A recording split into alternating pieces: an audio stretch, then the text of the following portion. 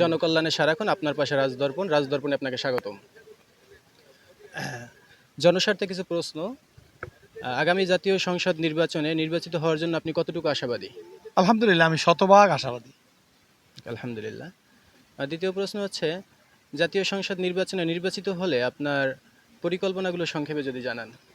দেখেন, স্বাধীনতার 54 বছর পর্যন্তই জালকাঠি সোনার মানুষগুলা, নলছিটির সোনার মানুষগুলা বঞ্চিত ছিল। রাস্তাঘাট, কালভার্ট, ব্রিজ, নদী ভাঙ্গন, বেকারত্বের অভিশাপ, 2টা হাসপাতালের করুণ দুর্দশা, এবং আপনি শাখা রাস্তার ভিতরে ঢুকলে কোথাও চলাফেরার কোনো ব্যবস্থা নাই। তো আমি সর্বোপরি 2টা হাসপাতালকে আপনি আধুনিকায়ন করা সহ সকল প্রকার দুরবস্থার অবসানের জন্য নূতন জালকাঠি 2 আসনকে আমি নূতন জালকাঠি উপহার দেওয়ার আমি দৃঢ় অঙ্গীকারবদ্ধ।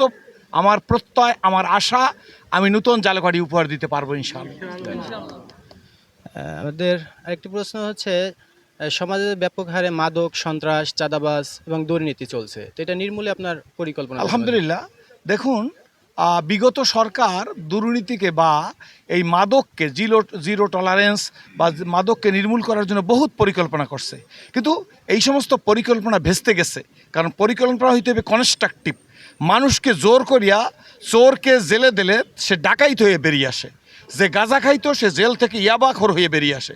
সুতরাং মানুষকে ভালোবাসা দিয়া উন্মুক্ত, যেমন গাঁজা খায় কেন, ইয়াবা খায় কেন, আপনার ফেন্সি কেন খায়, তাদের রুদ্ধ দ্বারে কনস্ট্রাকটিভ জায়গায় তাদেরকে আপনার উন্মুক্ত করা হয় না। একটা খেলার মাঠ ভালো, সেখানে খেলাধুলা করতে পারবে, যুবকদের খেলার পরিবেশ থাকবে। সেই সমস্ত পরিবেশ থেকে যখন তারা একটা নির্দিষ্ট আদলে বন্দী হয়ে যায়, তখন তারা বিপদগামী হয়। তা আমার কথা হইল, আল্লাহর কালাম দিয়া মানুষকে বুঝাইয়া, জোর ফোর্স ক্রিয়েট করিয়ে না, মানুষকে ইসলাম বুঝাইতে পারলে, দিন বুঝাইতে পারলে, শান্তি বুঝাইতে পারলে, মুক্তি বুঝাইতে পারলে, প্রগতি বুঝাইতে পারলে, উন্নতি বুঝাইতে পারলে তারা ইসলামের দিকে ফিরে আসবে, এই নেশার থেকে মুক্তি পাবে। আমি জালকাঠি, নলছিটির এই 2 আসনকে, আমি আমার 2 আসন নিয়ে চিন্তা, আল্লাহর রহমতে মাদক মুক্ত সমাজ কেমনে হয় যদি আল্লাহ আমাকে নির্বাচিত করে, আমি তা দেখাইতে চাই। তবে লাঠি পিটা করে কোনোদিন মাদক দূর করা যাবে না। আর যারা চাঁদাবাজ, আপনি চাঁদাবাজের কথা আমাকে প্রশ্ন করছেন, শোনেন, এটা অটোমেটিক প্রশাসনিকভাবে বন্ধ হয়ে যাবে আল্লাহর মেহেরবানি, ইনশাআল্লাহ। আমি আশাবাদী। অরাজনৈতিক প্রতিষ্ঠান খাদেমুল কোরআন সংগঠনের পক্ষ থেকে একটি প্রশ্ন।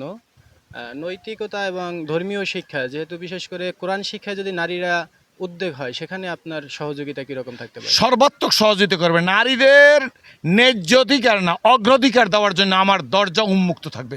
কারণ নারীরা মানুষ গড়ার ফ্যাক্টরি। এখান থেকে বরফির আব্দুল কাদের জিলানী, শিব্বির আহমদ ওসমানী, আলাউদ্দিন সাবরি, কাসেম নানুতুবি, ডক্টর শহীদুল্লাহ হোসেন সোহরাওয়ার্দী, কবি নজরুলের মতো মানুষ বেরিয়ে আসছে। সুতরাং এই ফ্যাক্টরিকে তাদের অধিকার দিয়া, তাদেরকে উন্মুক্ত ইসলাম বুঝা, তাদের ফ্যাক্টরি থেকে সোনার মানুষ গড়ার জন্য তাদেরকে সর্বাত্মক সহযোগিতা করব। তাদের পাশে ছিলাম, এখন আসি, ভবিষ্যতেও থাকবো ইনশাআল্লাহ। শহীদ শরীফ ওসমান হাদি আপনার এলাকার সন্তান, তাকে নিয়ে আপনার কোনো পরিকল্পনা? বাস্তবায়ন ওসমান বিন হাদি, আমি সর্বপ্রথম ওসমান হাদির আত্মার মাগফিরাত কামনা করি। ওসমান হাদির বাসা আমার বাসা থেকে 300 হাত দূরে। ওসমান হাদি একটা টকবগে জুয়ান, দেড় জাতি, মানুষ, মানবতা, এর পক্ষে কথা বলতে গিয়ে তাকে জীবন দিতে হয়েছে। আমি সবসময় ওসমান হাদির আত্মার মাগফিরাত কামনা করি এবং অন্তর্বর্তী সরকারের কাছে আমি দাবি জানাই, ওসমান হাদির মৃত্যুর সঠিক তথ্য উদ্ঘাটন করতে হবে, জাতির সামনে প্রকাশ করতে হবে, দৃশ্যমান বিচার হইতে হবে। এবং ওসমান হাদির নামে জালকাঠিতে অডিটোরিয়াম হোক, রাস্তা হোক, ওসমান হাদির বাসার যে রাস্তা সেটা হাদির স্মরণে রাস্তা হোক, এই সমস্ত ব্যাপারে আমি আপনার অন্তর্বর্তী সরকারের কাছে দাবি জানাই। আল্লাহ আমাকে নির্বাচিত করলে আমি এইসব ব্যাপারে পদক্ষেপ নেব। ওসমান হাদি মরিয়াও অমর হয়ে কেমনে থাকবে, এ ব্যাপারে আমি পদক্ষেপ নেওয়ার জন্য জাতির কাছে অঙ্গীকারবদ্ধ। ধন্যবাদ। আমাদের সর্বশেষ প্রশ্ন, আপনার নির্বাচনী আসন নিয়ে জনগণকে কোনো বার্তা দিতে চান কিনা? আমি জনগণকে বলবো, ভয়ভীতি কাটাইয়া, কোনো প্রকার কোনো ভয়ভীতি না, কারণ ভয়ভীতির সমাজ চলে গেছে, দিনের ভোট রাত্রে হইতে দেওয়া যাবে না, হবে না ইনশাআল্লাহ।